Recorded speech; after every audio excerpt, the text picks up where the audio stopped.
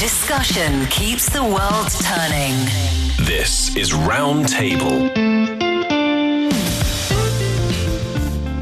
Is AI helping you draft that email right now? And have you ever stopped to wonder what your job will look like in 5 years' time?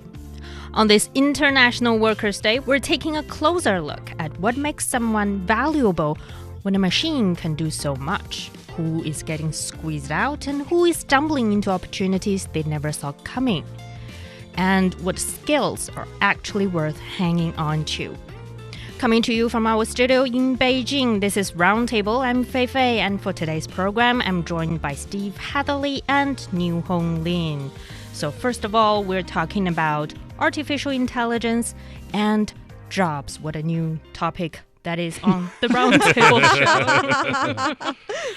It's a topic appear from time to time on Roundtable simply because there are so many jobs that are basically invented by artificial intelligence. AI is moving in the sense that it's developing. It's showing there are so many new skills, new agents, new features showing up, created or related to AI. And at the same time, we see the development of the workforce as well. So yeah, we're talking about it, but every single time we have different examples, we have different angles, and we see different things that wow us. It's one of the things that's impacting the world. This isn't a story that's exclusive to China or Canada or America or wherever. This is something where the world is adjusting on the fly. As new technologies come out, new jobs are being created. Some jobs are being lost, which is an unfortunate yet almost inevitable side effect of some of these advances.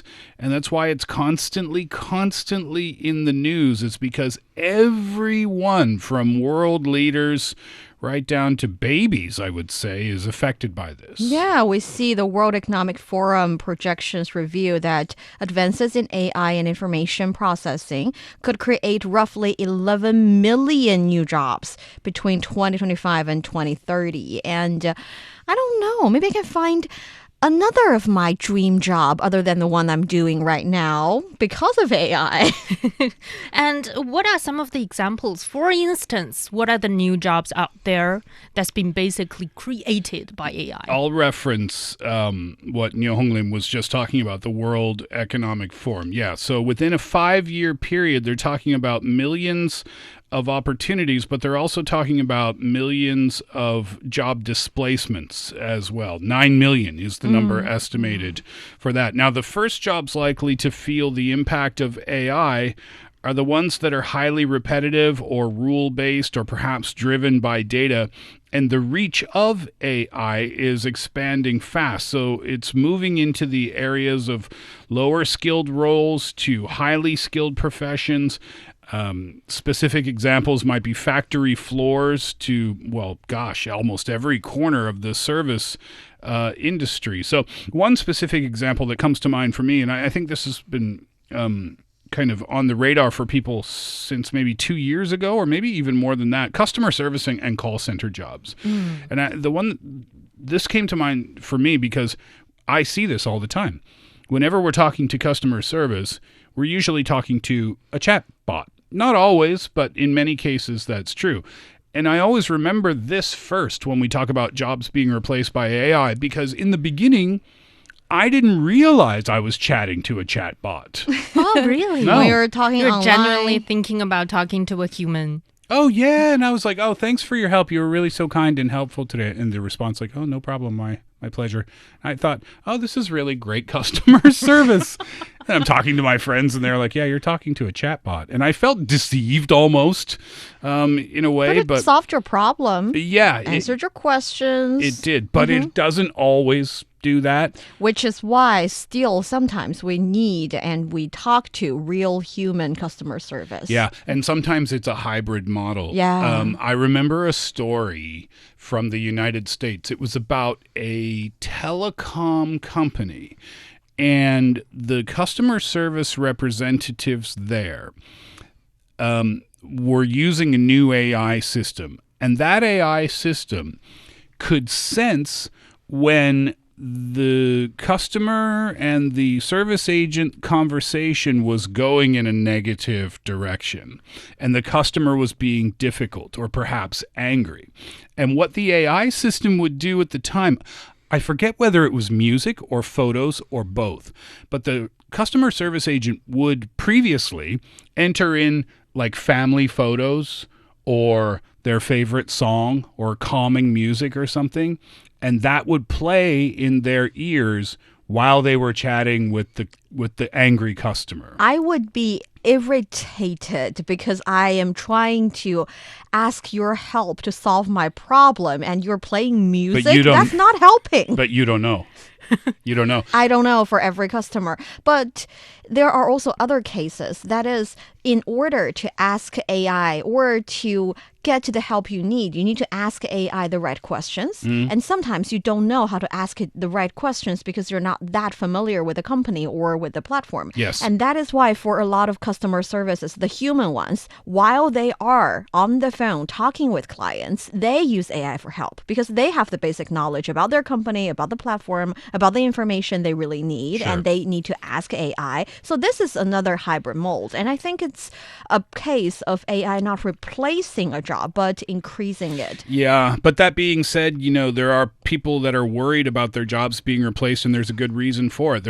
We gave the example of customer service, but there's data entry and processing, there's translation services, there's manufacturing or assembly line workers. We can agree that those jobs are being replaced already.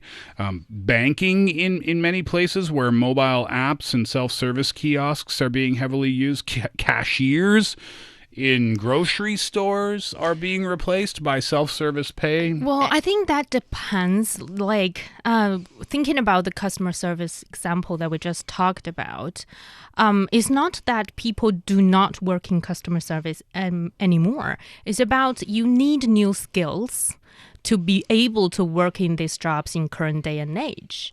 And even for like assembly factory workers, they may not be the one that's being on the assembly line doing the work, but there are some other skills that they need to acquire to be able to stay in this industry in particular.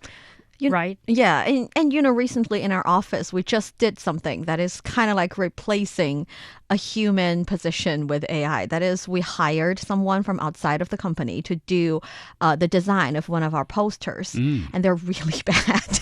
We talked to them and we prepaid them a certain percentage so they can start the design. And they don't know what they're doing. And at the end of the day, we came up with the idea. We talked to AI and we got the picture we need. And all we need to do is to use Photoshop or some other kind of designing apps to better our idea. And that is why, yes, we are kind of using AI to replace certain jobs or even eliminate certain roles. But at the same time, one of our colleagues very passionately said to me, previously, I do not have the ability to draw very well. But now I feel like I have the picture in my mind. And now with the help of AI, I can make you see it too. And that is why, for example, AI animator is one of the newest officially recognized professions. And in 2025, generative AI animation producer was added to even the country's list of new occupations.